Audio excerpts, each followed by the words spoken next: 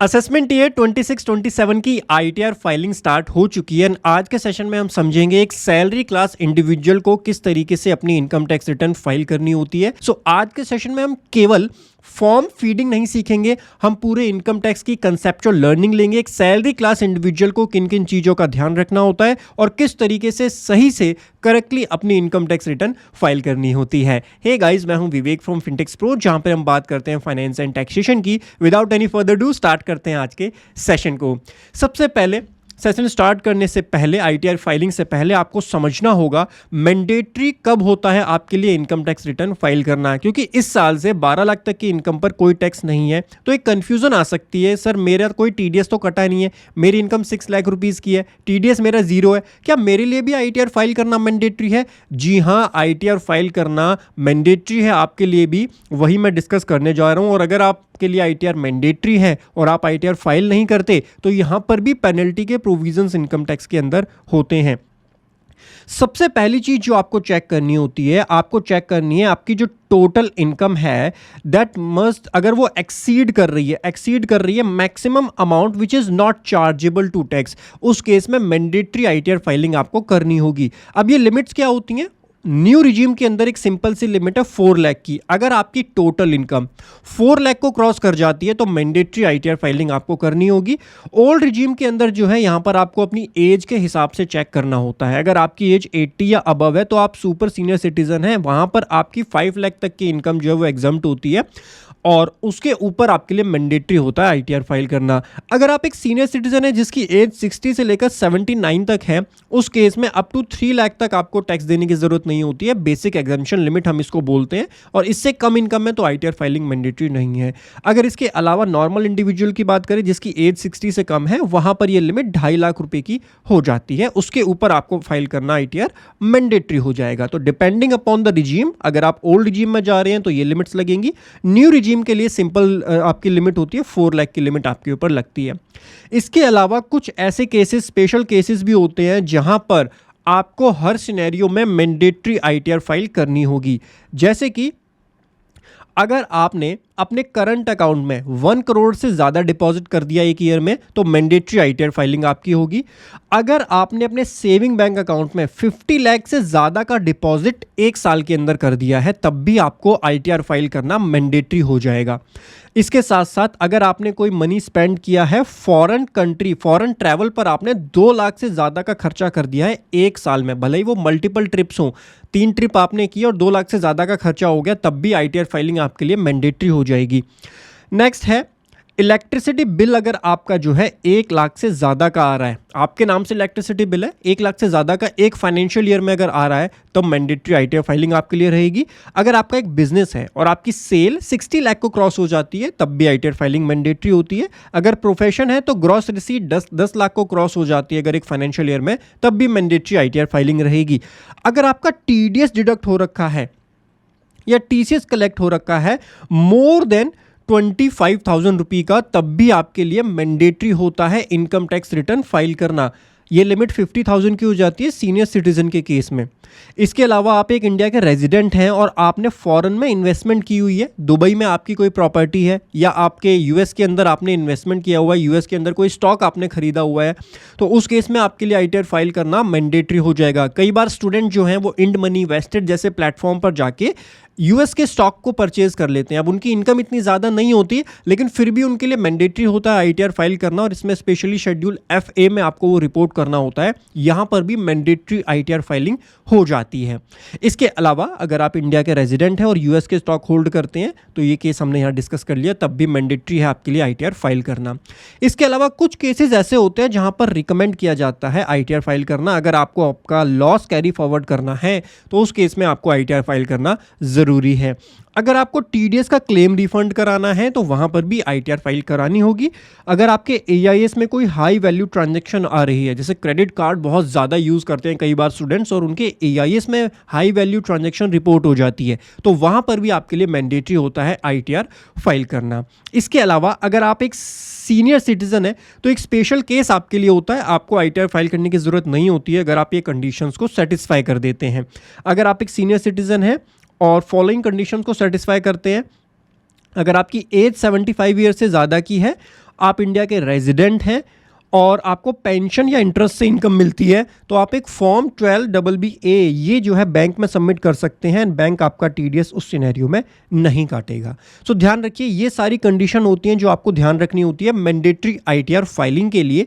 तो अगर आपकी इनकम बेसिक एग्जम्पशन लिमिट से ज़्यादा है तो हो सकता है आपका टीडीएस जीरो हो, जैसे 6 लाख 7 लाख की इनकम है तो टीडीएस आपका जीरो रहेगा, लेकिन तब भी मैंडेटरी है आपके लिए इनकम टैक्स रिटर्न फाइल करना इनकम टैक्स के प्रोविजंस के अकॉर्डिंग।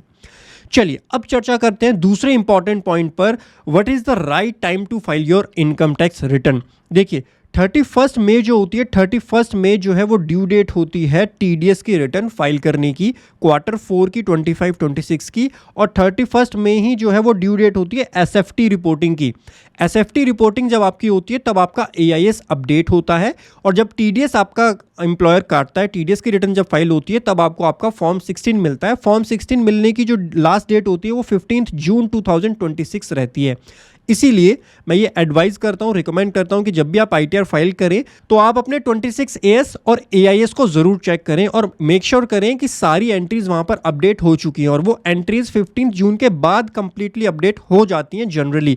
तो आप इस डेट के बाद में ही अपनी आईटीआर फाइल करें तो ज़्यादा बेटर रहेगा, वरना कई बार ऐसे सिनेरियोज भी आते हैं कि अगर आपने इनकम्प्लीट इन्फॉर्मेशन के साथ आईटीआर फाइल की है, बाद में एआईएस में कुछ और अपडेट हो जाता है तो आपके रिटर्न को डिफेक्टिव कर दिया जाता है।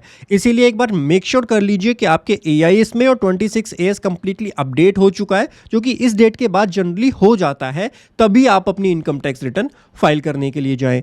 उसके बाद अब हम बात करेंगे कुछ इंपॉर्टेंट पॉइंट की। देखिए आईटीआर फाइल करना डेटा फीड करना नहीं होता है, इसके अंदर बहुत सारी कंसेप्चुअल चीज़ें होती हैं जो आपको समझनी होती हैं। एंड मैं आज की ब्रीफ वीडियो में, वैसे इतनी डिटेल वीडियो नहीं है बट मैं समझाने की कोशिश सारी चीज़ें करूंगा जिससे आप सही तरीके से अपनी इनकम टैक्स रिटर्न फाइल कर पाएं। इनकम टैक्स स्ट्रक्चर को समझना इसलिए ज़रूरी है क्योंकि कई बार ऐसी ट्रांजैक्शंस भी होती हैं जो हमको इनकम टैक्स रिटर्न में रिपोर्ट करने की ज़रूरत नहीं होती है, ठीक है। और कई बार ऐसी ट्रांजैक्शंस भी होती हैं जो एग्जम्प्ट में रिपोर्ट होती हैं। तो वो कौन कौन सी ट्रांजैक्शंस हैं उसको समझने के लिए आपको ये स्ट्रक्चर समझना ज़रूरी है। इनकम टैक्स के अंदर आपको अपनी टोटल इनकम रिपोर्ट करनी होती है। अगर आप एक सैलरी क्लास इंडिविजुअल है तो आपकी सैलरी की जो इनकम है वो तो आपके फॉर्म 16 से आपको मिल जाती है। फॉर्म 16 के बेसिस पर आप सैलरी की इनकम रिपोर्ट करेंगे। लेकिन अगर आपका कोई हाउस है और वो आपने रेंट पे दिया हुआ है तो उसकी इनकम हाउस प्रॉपर्टी में जाती है और वो सेपरेटली आपको रिपोर्ट करनी होती है। फॉर्म 16 में उसकी इनकम नहीं होती है। हालांकि होम लोन जो है वो आप जरूर अपने एम्प्लॉयर को बता सकते हैं, और अगर आप ओल्ड रिजीम में हैं तो होम लोन की डिडक्शन आप ले सकते हैं। न्यू रिजीम में होम लोन की डिडक्शन आपको अवेलेबल नहीं होती है, वो आपका एम्प्लॉयर कंसिडर कर सकता है। लेकिन अगर हाउस प्रॉपर्टी आपने रेंट पे दी हुई है और उससे कोई रेंटल आपको आ रहा है तो वो रेंटल भी इनकम टैक्स रिटर्न में रिपोर्ट करना मैंडेटरी होता है। इसके अलावा कोई और बिजनेस है आपका तो वो भी आपको अपनी आईटीआर में रिपोर्ट करना होगा। फॉर्म 16 उसको भी कैप्चर नहीं करता। कोई कैपिटल गेन की इनकम है, शेयर मार्केट में आपने इन्वेस्टमेंट किया, intraday, short term, long term, FNO, या आपने कोई आजकल ईटीएफ खरीदे, गोल्ड के ईटीएफ, सिल्वर के ईटीएफ, तो यहाँ पर कैपिटल गेन आपको होता है, उसकी रिपोर्टिंग भी आपको अपनी आईटीआर में करनी होती है। मेक श्योर कीजिएगा ये सारी एंट्रीज आपके एआईएस में भी आती हैं। शेयर मार्केट की एंट्री एआईएस में रिपोर्ट होती हैं, तो आपके लिए ज़रूरी है कि आप सही आईटीआर का चयन करें और अपनी आईटीआर में उसको सही तरीके से रिपोर्ट भी करें। इसके बाद अदर सोर्सेज की इनकम आती है जिसमें आपका इंटरेस्ट की इनकम हो गई, एफडी का इंटरेस्ट, सेविंग अकाउंट का इंटरेस्ट, और भी कई तरीके की इनकम है जो आप अदर सोर्सेज के अंदर रिपोर्ट कर सकते हैं, जिसमें आपका ऑनलाइन गेमिंग की इनकम जो है वो यहाँ पर रिपोर्ट हो जाती है। तो ये सारी इनकम जो है वो आप अदर सोर्सेज के अंदर रिपोर्ट कर सकते हैं। अब हम बात करेंगे कुछ ऐसी इनकम की जो या तो एग्जम्प्ट के अंदर जाती है या फिर वो आईटीआर के अंदर आपको रिपोर्ट करने की ज़रूरत ही नहीं होती है। तो सबसे पहले हम डिस्कस करते हैं एग्जम्प्ट इनकम की। देखिए एग्जम्प्ट इनकम जो होती है वो आपकी टोटल इनकम का पार्ट नहीं बनती है, बट आपको आईटीआर में इसकी रिपोर्टिंग करनी होती है। रिपोर्टिंग जो होती है वो इसकी ज़रूरी होती है। कौन कौन सी वो इनकम होती है? अगर आपको कोई ग्रेच्युटी मिली जो एग्जम्प्ट है वो आपको रिपोर्ट करना होगा। इसका एक शेड्यूल होता है, schedule EI, exempt income schedule, उसमें इसकी रिपोर्टिंग की जाती है। आपने कोई पीएफ का पैसा विड्रॉ किया है जो कि एग्जम्प्ट है, आपको कोई पेंशन मिली है एग्जम्प्ट वाली, वो एग्जम्प्ट अमाउंट यहाँ पर आप रिपोर्ट करेंगे। इसके अलावा कोई और चीज़ जो सेक्शन 10 के अंदर एग्जम्प्ट होती है वो आप शेड्यूल EI के अंदर रिपोर्ट करेंगे। इसके अलावा कुछ ऐसी रिसीट्स भी होती हैं जो आपको आईटीआर में रिपोर्ट करने की ज़रूरत नहीं होती है। देखिए, मैं बता रहा हूँ कि आईटीआर फाइल करना केवल एक फॉर्म फीड करना नहीं होता है। आपको अपनी सारी ट्रांजैक्शंस का लेखा जोखा समझना होगा सबसे पहले खुद, और फिर अपनी आईटीआर में फाइल करना होगा। इसीलिए मैं ये वीडियो बना रहा हूँ स्पेशली सैलरी क्लास इंडिविजुअल्स के लिए, जिससे वो समझ पाएँ, क्योंकि आपसे बेहतर आपको कोई दूसरा पर्सन नहीं जान सकता। आप अपना डेटा किसी को भी शेयर करोगे, वो आपसे बेहतर आपको नहीं जान सकता। आपको पता है आपने कौन सी ट्रांजेक्शन किस तरीके से की है, तो आपको अपने डेटा की इंफॉर्मेशन की जानकारी सबसे ज़्यादा होगी। आपको अगर लॉ पता है तो आप बहुत ही आसानी से और सही तरीके से अपना काम कर सकते हैं। जैसे अब हम बात करेंगे कुछ नॉन टैक्सेबल रिसीट्स की। नॉन टैक्सेबल रिसीट्स कौन सी होती हैं? ये आपकी रिसीट्स हैं जो कि आपको मिलेंगी, लेकिन आपको अपनी आईटीआर में रिपोर्ट करने की ज़रूरत नहीं होती है। इसकी नो रिपोर्टिंग होती है। इसकी रिपोर्टिंग आईटीआर के अंदर आपको नहीं करनी होती। इसमें क्या क्या आता है? अगर आपको कोई गिफ्ट मिला है अप टू 50,000 रुपये तक का, 50,000 रुपये तक का गिफ्ट आपकी इनकम में कंसिडर नहीं किया जाता। इवन वो एग्जम्प्ट इनकम में भी कंसिडर नहीं किया जाता। वो इनकम का पार्ट ही नहीं बनता, इसीलिए उसको आपको कहीं रिपोर्ट करने की ज़रूरत नहीं होती है। अगर आपको कोई रिलेटिव से गिफ्ट मिला है, रिलेटिव कौन से? जो इनकम टैक्स डिफाइन करता है, जिसमें mother, father, spouse, brother, sister, ये सब कवर हो जाते हैं। रिलेटिव से आपको कोई गिफ्ट मिला है, उसकी कोई लिमिट नहीं होती। आपको 10 लाख रुपीज़ अपने फादर से मिले हैं, या आपने अपनी मदर को 5 लाख रुपीज़ जो है उनके अकाउंट में ट्रांसफ़र किए हैं, या आपको अपनी सिस्टर से जो है 5 लाख रुपीज़ आपके बैंक अकाउंट में रिसीव हुए हैं, तो क्या वो आपको आईटीआर में रिपोर्ट करने हैं? जी नहीं। रिलेटिव से कोई भी गिफ्ट मिला है वो आपको आईटीआर में रिपोर्ट करने की रिक्वायरमेंट नहीं होती है, बिकॉज वो आपकी इनकम का पार्ट ही नहीं बनता है। इसके अलावा आपको वेडिंग पे अगर कोई गिफ्ट मिला है, वेडिंग पे कोई गिफ्ट मिला है, तो इसके रिकॉर्ड ज़रूर आप अपने पास रखिए। वेडिंग पे जो डायरी बनती है उसमें सारे रिकॉर्ड्स रखिए, लेकिन उसको आईटीआर में रिपोर्ट करने की ज़रूरत नहीं होती। वेडिंग पे जो भी आपको गिफ्ट मिला है, किसी भी पर्सन से मिला हो, वेडिंग पे एक ऐसा ओकेजन होता है, उस पर आपको किसी भी पर्सन से कोई भी गिफ्ट मिले, उस पर इनकम टैक्स चार्जेबिलिटी आती ही नहीं है। उसके बाद आपका कोई लीगल सूट था, लीगल जो कंपनसेशन है वो आपको मिला है, आपने कोई सूट किया था और लीगल कंपनसेशन आपको मिला आपके लॉस का, वहाँ पर भी आपकी कोई टैक्सेबिलिटी राइज नहीं होती है और उसको भी आईटीआर में रिपोर्ट करने की ज़रूरत नहीं होती है। इसके अलावा लम सम में जो आपको एलिमनी मिलता है डिवोर्स के टाइम पे, लम सम में जो आपको एलिमनी मिलेगा, एलिमनी, वो भी आपको आईटीआर में कहीं रिपोर्ट करने की ज़रूरत नहीं होती है। इसके अलावा अगर आप एम्प्लॉई हैं तो आपको कई बार रीइंबर्समेंट्स भी मिलते हैं, जैसे इंटरनेट का रीइंबर्समेंट हो गया और मोबाइल का रीइंबर्समेंट्स हो गए, तो वो रीइंबर्समेंट भी नॉन टैक्सेबल के अंदर आते हैं, उसको भी आईटीआर में रिपोर्ट करने की रिक्वायरमेंट नहीं होती है। तो आप ध्यान रखिए, ये जितने भी नॉन टैक्सेबल रिसीट्स होती हैं, इसको आपको अपनी इनकम टैक्स आईटीआर फाइलिंग में कहीं इंक्लूड करने की ज़रूरत नहीं होती। लेकिन अगर कोई ऐसी इनकम है जो एग्जम्प्ट इनकम में फॉल हो रही है, सेक्शन 10 में फॉल हो रही है, उसको आप एग्जम्प्ट इनकम शेड्यूल के अंदर ज़रूर रिपोर्ट करेंगे। इसके अंदर आपका पीएफ विड्रॉल आ जाता है, पेंशन का पैसा जो एग्जम्प्ट होता है वो आता है, कई बार एलआईसी जैसे आपकी एग्जम्प्ट होती है अगर, तो वो एलआईसी एग्जम्प्ट वाली भी आपको एग्जम्प्ट इनकम यहाँ पर रिपोर्ट करनी होती है। अगर टैक्सेबल है तो अदर सोर्सेज में जाएगी, एग्जम्प्ट है तो यहाँ रिपोर्ट करनी होती है। मैं आपको आईटीआर फाइलिंग में ये सारी चीज़ें शो करूँगा कि किस तरीके से रिपोर्ट करना होता है। एलआईसी वाला भी पॉइंट हम वहाँ पर डिस्कस करेंगे, एलआईसी मैच्योर हुई है तो वो कैसे आपको रिपोर्ट करनी है। अब यहाँ पर जब आप सैलरी हेड का काम करते हैं तो आपको चेक करना है सैलरी हेड के कुछ एग्जम्पशन ऐसी होती हैं जो सैलरी हेड में से आपको माइनस करनी होती हैं। जैसे एचआरए जो होता है वो सैलरी के कंपोनेंट का पार्ट होता है। हाउस रेंट अलाउंस आपका एम्प्लॉयर आपको देता है, लेकिन वो एग्जम्प्ट है। ओल्ड रिजीम में उसकी एग्जम्पशन आपको मिलती है, न्यू रिजीम में नहीं मिलती है। तो ओल्ड रिजीम से अगर आईटीआर फाइल कर रहे हो तो एचआरए की एग्जम्पशन आप सैलरी हेड के अंदर क्लेम करोगे। ये सारी इन्फॉर्मेशन आपको फॉर्म 16 से मिल जाती है, तो आपको यहाँ पर ज़्यादा कोई एफर्ट करने की ज़रूरत होती नहीं है सैलरी हेड के अंदर। हाउस प्रॉपर्टी की इनकम आपको कंप्यूट करनी होती है, पीजीबीपी, कैपिटल गेन और अदर सोर्सेज की इनकम आपको खुद कंप्यूट करके अपनी आईटीआर में फीड करनी होती है। अदर सोर्सेज में जो इंटरेस्ट वगैरह होता है आजकल वो भी एआईएस में आ जाता है, एफडी का और सेविंग अकाउंट का इंटरेस्ट और डिविडेंड का, ये तीनों चीज़ें आप अपने एआईएस से डायरेक्टली पिक कर सकते हो। इसके अलावा set of losses, carry forward and brought forward of losses और क्लबिंग के प्रोविजंस भी आपको समझने होते हैं। क्लबिंग के प्रोविजंस बहुत इंपॉर्टेंट होते हैं और कई सारे टैक्स पेयर इसको इग्नोर करते हैं। जैसे मैं एक सैलरी क्लास इंडिविजुअल हूँ और मेरी जो सैलरी है वो 30% स्लैब में फॉल होती है। 30 लाख रुपीज़ या 40 लाख रुपीज़ की पूरे साल की मेरा पैकेज है, मेरी सैलरी है। अब मुझे एक एफडी करानी है, अगर वो एफडी मैं अपने नाम से करवाऊंगा तो मुझे इंटरेस्ट की इनकम जो चार्ज होगी वो 30% से चार्ज होगी। मैं टैक्स बचाने के लिए क्या करता हूँ, अपनी वाइफ के अकाउंट में वो ट्रांसफर कर देता हूँ। अब वाइफ को मैंने गिफ्ट दिया तो कोई टैक्सेबिलिटी उसके हैंड पर तो आएगी नहीं। उससे एफडी करवा दी, उस एफडी से जो इंटरेस्ट मिलता है, तो मैंने ये सोचा कि मैं इंटरेस्ट यहाँ पर जो है इंटरेस्ट पे जो टैक्स लगेगा, मेरी वाइफ की इनकम इतनी नहीं है तो वहाँ कम लगेगा। लेकिन इनकम टैक्स में क्लबिंग के प्रोविजन होते हैं। बहुत सारे लोग, अगर आप भी इस तरीके की प्रैक्टिस करते हैं तो इनकम टैक्स में ऑलरेडी क्लबिंग के प्रोविजंस होते हैं। अगर आप इस तरीके से इनकम डाइवर्ट करने की कोशिश करेंगे तो इनकम टैक्स प्रोविजंस के अकॉर्डिंग वो जो इंटरेस्ट है जो आपकी वाइफ की एफडी पर मिल रहा है वो आपके हैंड पर ही टैक्सेबल हो जाएगा एंड क्लबिंग के प्रोविजन यहाँ पर अट्रैक्ट हो जाते हैं। तो आपको ये भी ध्यान रखना होता है कि अगर इस तरीके से आप डाइवर्ट कर रहे हैं फंड्स को तो उसकी इनकम आपके हैंड पर ही टैक्सेबल होगी। एंड यहाँ पे एक बहुत अच्छा एग्जांपल सन का भी आता है। कई बार हम अपने चिल्ड्रन के नाम से एफडी करवाते हैं, अपने बच्चों के नाम से एफडी करा देते हैं, लेकिन बच्चे की कोई अलग से इनकम नहीं होती है, वो इनकम हमारी होती है और हम अपने फंड्स को बच्चे के अकाउंट में डालते हैं, उसके नाम से एक एफडी कराते हैं। वहाँ पर भी जो इंटरेस्ट आता है वो भी आपके हैंड पर ही टैक्सेबल होगा इनकम टैक्स प्रोविजंस के अकॉर्डिंग। हाँ, उसका अगर कोई टीडीएस भी कटा है तो वो टीडीएस भी आप क्लेम कर सकते हो, क्योंकि इनकम आपके हैंड पर चार्ज हो रही है तो टीडीएस भी आप ही उसका क्लेम कर सकते हो। ये बेनिफिट भी आपको वहाँ दे दिया जाता है। लेकिन आप इस तरीके से इनकम डाइवर्ट नहीं कर सकते, क्लबिंग के प्रोविजंस यहाँ पर अट्रैक्ट हो जाते हैं। उसके बाद आपकी ग्रॉस टोटल इनकम निकल जाती है। जब आप इन पांचों हेड्स की इनकम को ऐड करते हैं तो ग्रॉस टोटल इनकम निकलती है। एक चीज ध्यान रखिएगा, ग्रॉस टोटल इनकम में एग्जम्प्ट इनकम इंक्लूड नहीं होती है। एग्जम्प्ट इनकम जीटीआई का पार्ट नहीं बनती है, ये इंपॉर्टेंट चीज है। और नॉन टैक्सेबल रिसीट्स तो आपकी रिपोर्ट ही नहीं होती हैं, तो वैसे ही वो जीटीआई का पार्ट नहीं बनेगी।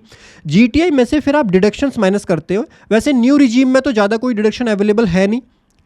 न्यू रिजीम में डिडक्शंस अवेलेबल ज़्यादा कुछ नहीं है, गिनती की 2-3 डिडक्शंस अवेलेबल होती हैं। ओल्ड रिजीम में आपको डेफिनेटली जो भी एटीसी है, लाइफ इंश्योरेंस है, मेडिकल इंश्योरेंस है, इन सभी की डिडक्शन ओल्ड रिजीम में मिल जाती है। ये जब आप माइनस करते हो तब आपकी टोटल इनकम निकल के आ जाती है। अब टोटल इनकम पे डायरेक्टली हम टैक्स चार्ज नहीं करते, बिकॉज हमारी को इनकम को डिवाइड करना होता है दो पार्ट के अंदर। एक होता है स्पेशल रेट से जो इनकम चार्ज हो रही है, एक होता है जो नॉर्मल रेट से इनकम चार्ज हो रही है। अब स्पेशल रेट से कौन कौन सी इनकम चार्ज होती है? स्पेशल रेट से जो भी आप इक्विटी शेयर्स आपने सेल परचेज किए वो स्पेशल रेट से चार्ज होगा। जो भी बॉन्ड्स या डिबेंचर्स आपने बाय सेल किए वो भी स्पेशल रेट से चार्ज होंगे। कोई ईटीएफ है वो आपने सेल किए, चाहे आपका सिल्वर बीज है या गोल्ड बीज है या कोई और निपॉन के फंड्स हैं, कोई भी ईटीएफ है तो वहाँ भी स्पेशल रेट चार्ज किया जाएगा। आपने इसके अलावा कोई प्रॉपर्टी सेल की है तो प्रॉपर्टी सेल पर भी आपका स्पेशल रेट चार्ज किया जाता है।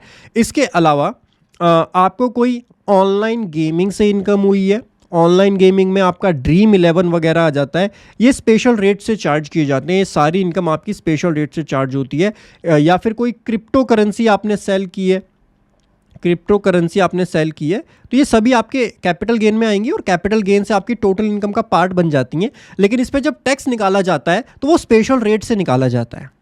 अच्छा, नॉर्मल रेट जो होते हैं वो हमारे स्लैब रेट होते हैं।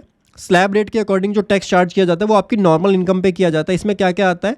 इसमें आपकी सैलरी की इनकम आ जाएगी, इसमें आपका कोई डिविडेंड आपको मिला है, डिविडेंड की इनकम आ जाएगी, नॉर्मल रेट से चार्ज होती है। आपका एफडी का इंटरेस्ट आ जाएगा, सेविंग बैंक अकाउंट का इंटरेस्ट आ जाएगा। इसके अलावा कोई बिजनेस की या प्रोफेशन की इनकम है तो उसको पीजीबीपी की इनकम बोलते हैं, वो आ जाएगी। इसके अलावा कोई रेंटल आपको मिल रहा है, हाउस प्रॉपर्टी के अंदर आता है, वो भी आपका नॉर्मल रेट से चार्ज होता है। तो these are normal rate income जिस पर नॉर्मल रेट स्लैब रेट लगता है। नॉर्मल रेट का मतलब हो गया स्लैब रेट। स्पेशल रेट में स्पेशल रेट लगता है, लॉन्ग टर्म है तो उसका अलग रेट है, शॉर्ट टर्म है तो अलग रेट है। ठीक है, इस तरीके से आपको बाइफरकेट करना होता है। उसके बाद आपको कुछ रिबेट और रिलीफ दिए जाते हैं। अब यहाँ सबसे इंपॉर्टेंट चीज होती है, एक जो रिलीफ हमको मिलता है इनकम टैक्स में, जो 87A की रिबेट जिसको हम बोलते हैं, ये बहुत इंपॉर्टेंट हो जाता है 87A की रिबेट को समझना, क्योंकि 87A की जो रिबेट है वो ओल्ड रिजीम में अलग है और न्यू रिजीम में अलग है। न्यू रिजीम में आपको मिलती है 60,000 तक की और ओल्ड रिजीम में आपको मिलती है केवल 12,500 रुपीज़ तक की। लेकिन यहाँ पर एक कैच है छोटा सा, और इसीलिए रिबेट की वजह से ही देखो, बेसिक एग्जम्पशन लिमिट तो 4 लाख की होती है न्यू इनकम टैक्स रिजीम के अंदर, लेकिन इस रिबेट की वजह से आपका 12 लाख तक की जो इनकम होती है उस पर टैक्स देने की ज़रूरत नहीं होती है। ठीक है, और ओल्ड रिजीम में भी 2.5 लाख तक वैसे आपकी बेसिक एग्जम्पशन लिमिट होती है, लेकिन रिबेट की वजह से 5 लाख तक की इनकम पर आपको कोई टैक्स देने की ज़रूरत नहीं होती है। अब इसके अंदर रिबेट के अंदर एक बहुत बड़ा कैच है जो आपको समझना होगा। कैच ये है कि जो न्यू रिजीम के अंदर, केवल न्यू रिजीम में ये कैच है, न्यू रिजीम में जो 60,000 की रिबेट मिलती है, ये रिबेट आपको केवल नॉर्मल रेट की इनकम पर मिलेगी, नॉर्मल रेट की जो इनकम है उस पर मिलेगी। अगर आपकी कोई स्पेशल रेट की इनकम है, स्पेशल रेट की इनकम है, उस पर आपको ये रिबेट नहीं दी जाएगी। सर इसको एग्जाम्पल से समझते हैं। जैसे अगर आपकी टोटल इनकम सैलरी की 6 लाख रुपीज़ की है, तो सैलरी की इनकम कहाँ जाती है? अभी अभी हमने समझा सैलरी की इनकम स्लैब रेट से चार्ज होती है। और आपको कोई इक्विटी शेयर्स के ऊपर कैपिटल गेन हुए हैं, 50,000 रुपये के शॉर्ट टर्म कैपिटल गेन हुए हैं। अब इस पर जो रेट लगता है short term capital gain equity shares के ऊपर, वो 20% लगता है, स्पेशल रेट लगता है, एंड यहाँ पर नॉर्मल रेट से चार्ज होगा। अब आप ये बोलोगे कि टोटल इनकम आपकी कितनी है?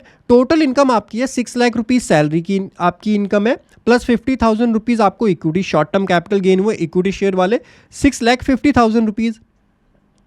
तो कई बार ये कन्फ्यूज़न आ जाती है कि सर हमने सुना है कि 12 लाख तक कोई टैक्स नहीं देना, तो हमारी इनकम तो 6,50,000 रुपीज़ है, तो हमारा टैक्स ज़ीरो बनना चाहिए। लेकिन न्यू रिजीम में ये कैच है, न्यू रिजीम में जो आपको रिबेट मिलती है 60,000 रुपीज़ की, ये केवल नॉर्मल रेट की इनकम पर मिलेगी। यानी सैलरी की जो इनकम पर टैक्स बन रहा है उसमें तो आपको रिबेट मिल जाएगी, नो डाउट, लेकिन जो 50,000 के ऊपर आपका स्पेशल रेट से टैक्स बनेगा, इसका 20% आपका टैक्स बनेगा और ये 10,000 का टैक्स बनेगा यहाँ पर। तो 10,000 के टैक्स पर कोई रिबेट नहीं मिलेगी, क्योंकि ये जो 10,000 का टैक्स बना ये स्पेशल रेट की इनकम पर बना है, ये आपकी short term capital gain equity shares वाले हैं, और इस पर कोई रिबेट आपको अलाउड नहीं की जाएगी।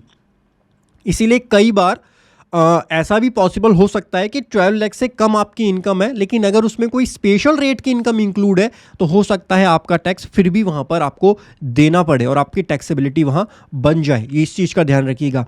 अच्छा, ये वाला जो कैच है ये ओल्ड रिजीम में नहीं है। ओल्ड रिजीम में जो 12,500 की रिबेट है, लेकिन ओल्ड रिजीम में रिबेट की अमाउंट ही इतना कम कर दिया, केवल 12,500 है, 5 लाख तक की इनकम है तभी ये इसका बेनिफिट मिलेगा। तो ओल्ड रिजीम में ऐसा नहीं है। ओल्ड रिजीम में चाहे आपका नॉर्मल रेट हो, चाहे आपकी स्पेशल रेट की इनकम हो, दोनों जगह पर आपको ये रिबेट का बेनिफिट दे दिया जाता है। ये थोड़ी सी टेक्निकल चीज़ें होती हैं जो शायद ना पता हो एक नॉर्मल टैक्स पेयर को, लेकिन आपको समझना चाहिए। अगर आप खुद से फाइलिंग करने जा रहे हो तो ये बेसिक्स होते हैं जो आपको ज़रूर पता होने चाहिए। अगर आप ओल्ड रिजीम का सोच रहे हो तो ओल्ड रिजीम में एक तो 5 लाख तक की इनकम पर खाली छूट मिलेगी, लेकिन एक छोटा सा बेनिफिट मिल जाता है कि रिबेट आपको स्पेशल रेट की इनकम पर भी मिल जाएगी। ठीक है, ओल्ड रिजीम में ऐसा नहीं होता। स्पेशल रेट की इनकम पर आपको ओल्ड रिजीम में रिबेट नहीं प्रोवाइड की जाती है। इसके बाद आपका सरचार्ज निकाला जाता है इनकम टैक्स के ऊपर, हेल्थ एंड एजुकेशन सेस निकाला जाता है इनकम टैक्स एंड सरचार्ज के ऊपर। कोई अगर आपने लेट पेमेंट की इंटरेस्ट की तो इंटरेस्ट भी लगता है आपका यहाँ पर। उसके बाद लेट फीस लगती है, अगर आप लेट आईटीआर फाइल करोगे तो लेट फीस लगाई जाएगी, आपकी टोटल टैक्स लायबिलिटी आ जाएगी। टोटल टैक्स लायबिलिटी के बाद आप अपनी आईटीआर फाइलिंग की तरफ जाते हो, और आईटीआर फाइलिंग के बाद आपकी आईटीआर प्रोसेस होती है, और प्रोसेसिंग के बाद ही आपका रिफंड आता है। सैलरी क्लास इंडिविजुअल के लिए जो आईटीआर फाइलिंग की ड्यू डेट इस बार है वो 31 जुलाई 2026 है। लेकिन अगर आपने इंट्राडे या एफएनओ में काम किया है शेयर मार्केट में, तो उस केस में आपका वो बिजनेस के अंदर क्लासीफाई होता है, और बिजनेस वालों के लिए जो ड्यू डेट है वो इस साल से अलग हो चुकी है, 31 अगस्त हो चुकी है उनके लिए। तो अगर आपने इंट्राडे एफएनओ में काम किया है तो इस डेट तक आप अपनी आईटीआर 3 या 4 जाएगी वहाँ पर, और 31 जुलाई तक अगर आपकी खाली सैलरी की इनकम है तो आप फाइल कर सकते हो। उसके बाद आपकी असेसमेंट हो सकती है, जिसमें समरी और स्क्रूटनी असेसमेंट। अब असेसमेंट हर केस में नहीं होती है। देखो, फाइलिंग आपको करना या तो आपके लिए मैंडेटरी, मैंने आपको बता दिया, अगर मैंडेटरी है तो फाइल करना आपके लिए ज़रूरी है। आईटीआर फाइलिंग के बाद जो सेकंड स्टेप होता है वो प्रोसेसिंग का होता है। रिटर्न सीपीसी जाती है और आपकी रिटर्न प्रोसेस होती है। प्रोसेसिंग में 1 हफ्ते से लेकर 2 से 3 से 4 महीने तक का टाइम लग सकता है, depending upon your amount of refund. अगर अमाउंट ऑफ रिफंड कम है तो जल्दी रिफंड आ जाता है, रिफंड का अमाउंट ज़्यादा है तो टाइम बहुत ज़्यादा भी लग जाता है कई बार।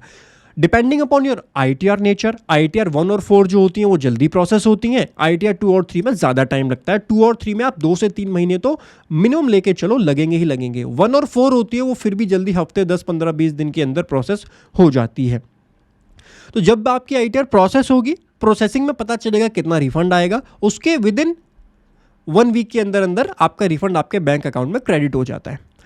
अब जब आपकी आईटीआर प्रोसेस हो जाती है उसके बाद असेसमेंट का पार्ट भी होता है। देखिए, इनकम टैक्स जो रिटर्न होती है वो सेल्फ असेसमेंट बेसिस पर फाइल की जाती है। वैसे आज की डेट में तो सारा डेटा ऑटो पॉपुलेट होकर के ही आता है, बट सेल्फ असेसमेंट का मतलब ये होता है कि आपके पास फॉर्म 16 है, आपने अपनी इन्फॉर्मेशन गवर्नमेंट को प्रोवाइड की कि कितनी कितनी इनकम आपकी है और कितना टैक्स आपका बनता है। गवर्नमेंट कुछ भी कॉम्प्यूट नहीं करती है, लेकिन आज की डेट में एआई इसमें सब कुछ वो खुद ही दे देते हैं निकाल के। बट फिर भी अब ये असेसमेंट का मतलब ये होता है कि गवर्नमेंट आपकी रिटर्न सेलेक्ट करेगी और उसको चेक करेगी कि उसमें कोई दिक्कत तो नहीं है, कहीं कोई डिफेक्टिव रिटर्न तो नहीं है, कहीं आपने कोई क्लेम एक्सेस तो नहीं किया हुआ। तो ये स्क्रूटनी की जाती है, जिसको हम स्क्रूटनी बोलते हैं, समरी असेसमेंट बोलते हैं। ये असेसमेंट जो होता है हर किसी का नहीं होता है। तो यहाँ पर आप ये मान के चलो कि 1% टैक्स पेयर का खाली असेसमेंट किया जाता है, हर टैक्स पेयर का नहीं किया जाता।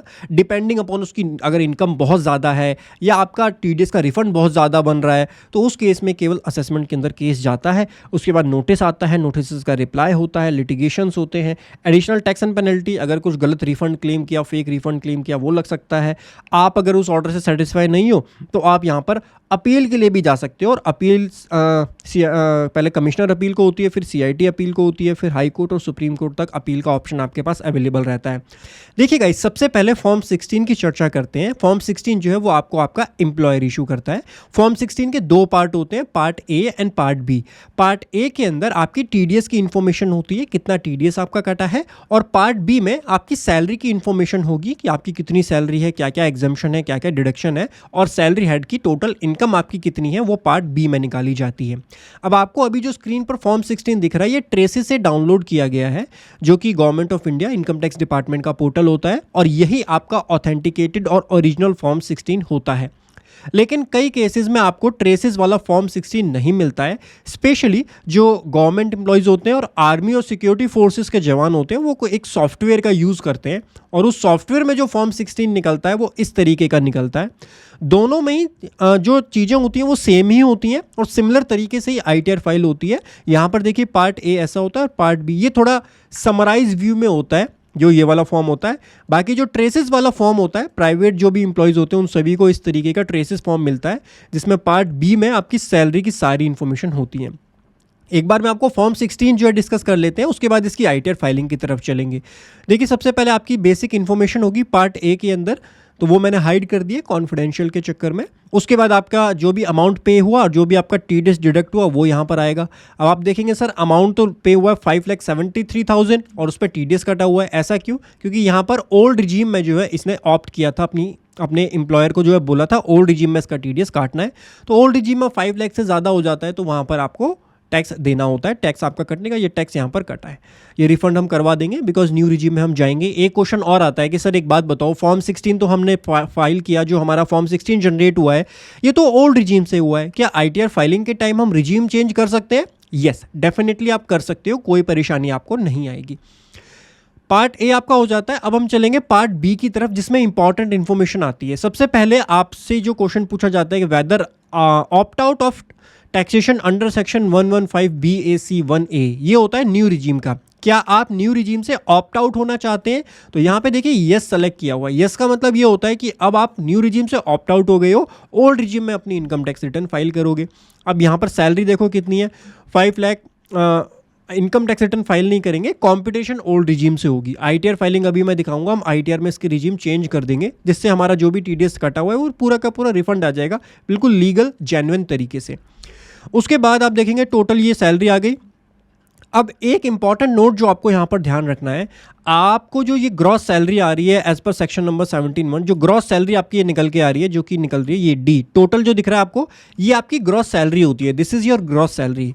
इसको आप मेक श्योर कीजिए, आप मैच जरूर करेंगे। इनकम टैक्स पे जाइए, ई फाइल पे जाइए, एंड यहाँ पे आपको जाना होगा इनकम टैक्स रिटर्न में व्यू फॉर्म 26AS, और वहाँ से असेसमेंट ईयर 26-27 सेलेक्ट कीजिए। वहाँ पे सैलरी चेक कीजिए, आपकी सैलरी इससे ज़्यादा होनी चाहिए। जैसे 5,73,715 है, तो जनरली तो यही मैच होना चाहिए आपका, लेकिन अगर इससे कम है तो आपको परेशानी आ सकती है इनकम टैक्स डिपार्टमेंट की तरफ से, और रिटर्न डिफेक्टिव होने के चांसेस भी होते हैं। तो मेक श्योर कीजिए कि जो आपके 26AS में सैलरी आ रही है वो इससे ज़्यादा आ रही है। और इसको आप यहाँ से भी चेक कर सकते हो अपने AIS में जाके, और AIS में भी आप चेक कर सकते हो कि वहाँ पर सैलरी कितनी आ रही है। ग्रॉस सैलरी से आपको मैच करना होता है। कई बार लोग जहाँ पर नीचे टोटल जो नेट सैलरी आती है वहाँ से मैच करने जाते हैं, वहाँ से मैच नहीं करना। जो आपकी ये ग्रॉस सैलरी पॉइंट नंबर 1 में आती है, इसका जो टोटल होता है ये 573,715, ये टोटल आपको अपने AIS से और 26AS से मैच करना होता है।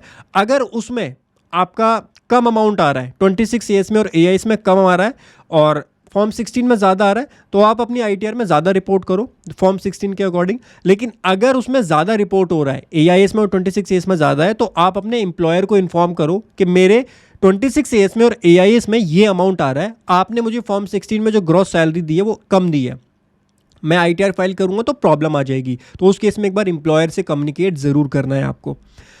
तो ये वाला चेक करना होता है, ग्रॉस सैलरी का जो टोटल होता है पॉइंट डी में, ये आपको यहाँ पर चेक करना होता है।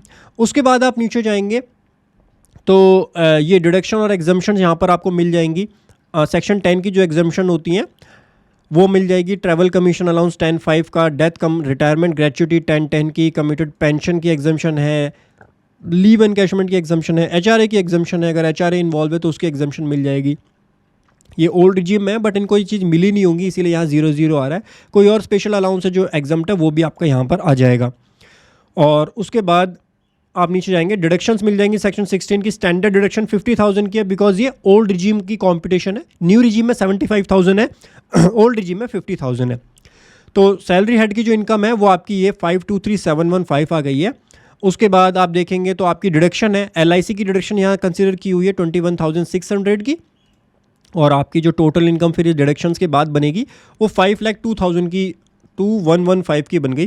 तो 2,115 की वजह से यहाँ पर इनका टैक्स कट गया है। वैसे अगर ये न्यू रिजीम में जाते तो इनका ये TDS ये वाला भी नहीं कटता और पूरा का पूरा रिफंड हो जाता। तो यहाँ आप अगर टैक्स देखेंगे तो 13,441 का जो है TDS जो है ये कटा हुआ है और पूरा का पूरा TDS यहाँ रिफंड आ जाएगा, क्योंकि न्यू रिजीम में जाएंगे तो ऑब्वियसली। ओल्ड रिजीम में जाने का फ़ायदा नहीं। देखो, ओल्ड रिजीम में कोई एक्स्ट्रा फेक डिडक्शन क्लेम करो आप, कोई पॉइंट ही नहीं है। न्यू रिजीम में जाकर के आप लीगल तरीके से अगर रिफंड ले सकते हो तो आपको फेक डिडक्शन डालने की यहाँ पर कोई ज़रूरत ही नहीं है इस वाले केस में।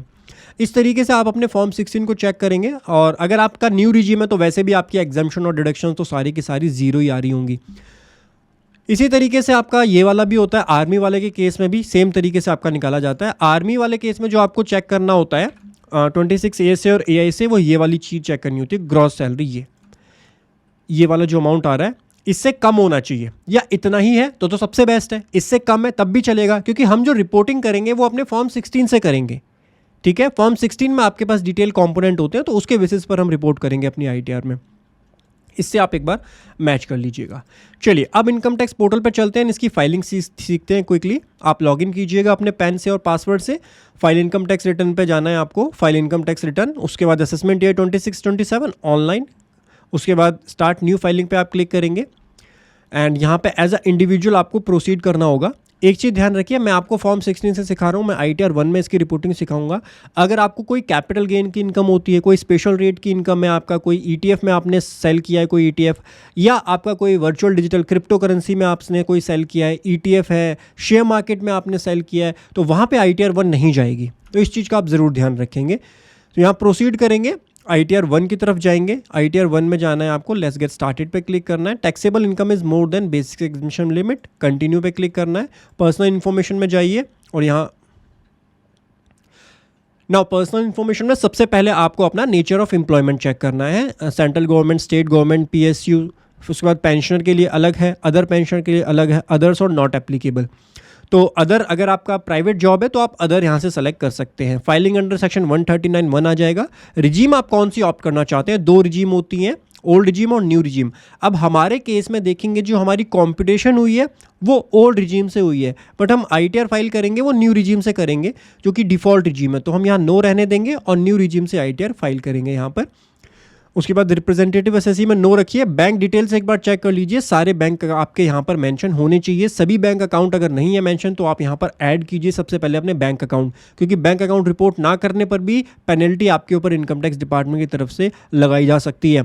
और आजकल बहुत आसान हो गया है, आपके EIS में सारे बैंक अकाउंट आपके आ जाते हैं, बैंक अकाउंट का इंटरेस्ट आ जाएगा वहाँ से। अगर वो आपने यहाँ रिपोर्ट नहीं किया तो बहुत ईजिली यहाँ पर आइडेंटिफाई किया जा सकता है। तो सभी बैंक अकाउंट ज़रूर आप यहाँ रिपोर्ट करें, कन्फर्म करें। कंफर्म करने के बाद में ग्रॉस टोटल इनकम पे आए, इनकम फ्रॉम सैलरी, यहाँ पर आपको फॉर्म 16 की ज़रूरत पड़ेगी।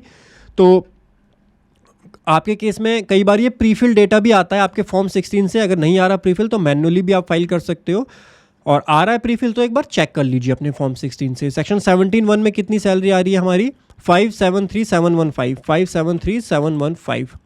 और उसके बाद परक्यूजिट्स हैं सेक्शन 17(2) के, परक्यूजिट 0 है, सेक्शन 17(3) में भी 0 है। अच्छा, कई फॉर्म 16 में आपको एनेक्शर भी मिल जाएगा, जो कि मैं दिखा देता हूँ।